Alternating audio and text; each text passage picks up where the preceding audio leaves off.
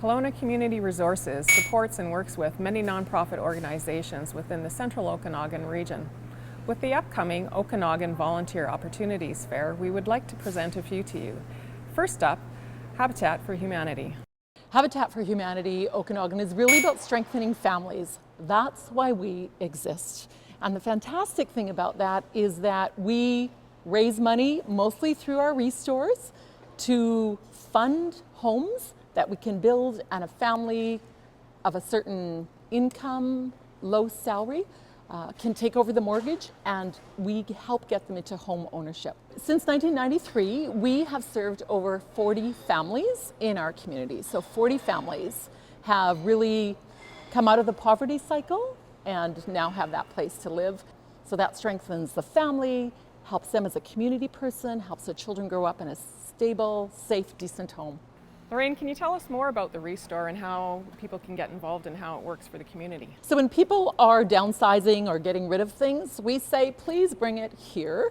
People donate, so developers, someone whose parent has passed away and they want to move the furniture, so anything to do with the home comes to the back, they donate it. Volunteers bring it in, they clean it, they price it, they put it on the floor, they stage it, and we sell it for a reasonable price, and that money then goes back into the fund to help build homes here in the Okanagan. Habitat for Humanity relies largely on volunteers.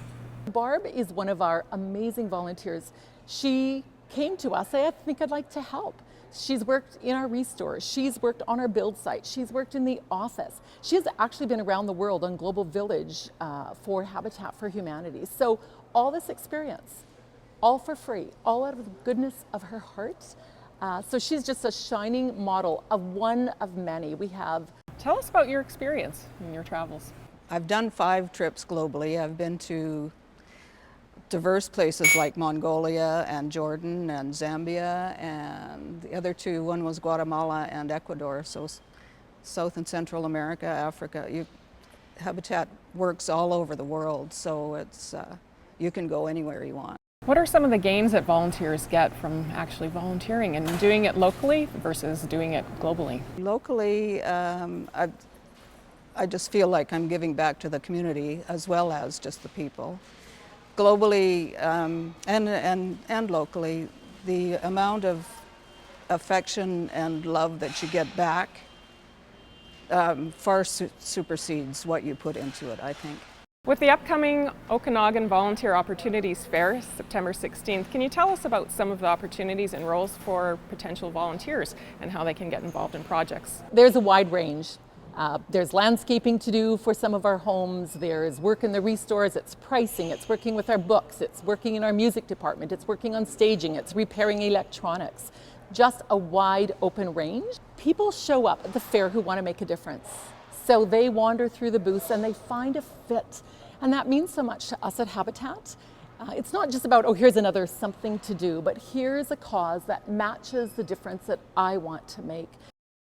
Next up, we're heading over to IWIN, an organization that is dedicated to empowering marginalized women and girls. We started about 12 years ago now, in 2004.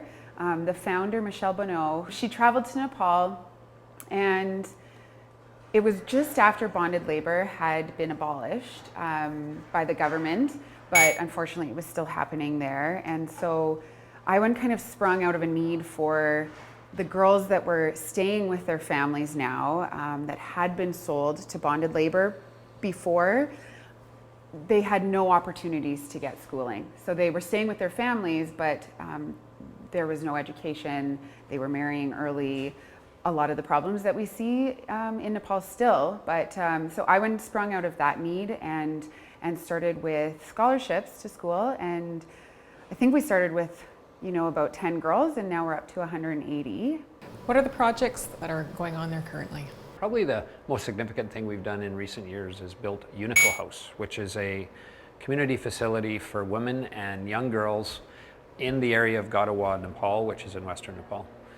This facility has sort of become the hub of our charity in many ways. It's become a place where people gather and really embrace one another in spirit, and it has become a place where People have really gained some independence. We've found that women in the area have really felt a sense of belonging, being able to visit this building that is really dedicated to women. Tell us a little bit about the scarves. The scarves material are sourced right now from Kathmandu, and our projects are primarily in the province of Dang, Nepal, and so we get the material and the women then use the sewing machines that we've purchased to create these beautiful scarves.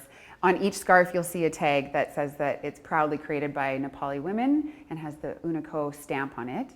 What we have managed to accomplish in Nepal and the value per dollar that is generated in Nepal is astounding. We really truly have made a difference in many, many people's lives, and I feel confident that we'll continue to do that. With the upcoming fair that's going to be happening for volunteers, what are your needs for volunteers, or how does that look like? Volunteers can get involved from PR, social media perspective, fundraising, hosting scarf sales. We've had a lot of volunteers that host them in their homes, or they take a suitcase to their businesses and sell them there. We also need an editor for our copywriting right now. The newsletters that we send out, that kind of thing, we really need people to help with video editing.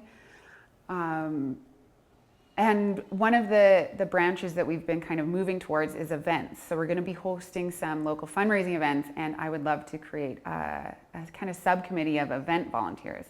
For more information on the Okanagan Volunteer Opportunities Fair, check out kcr.ca.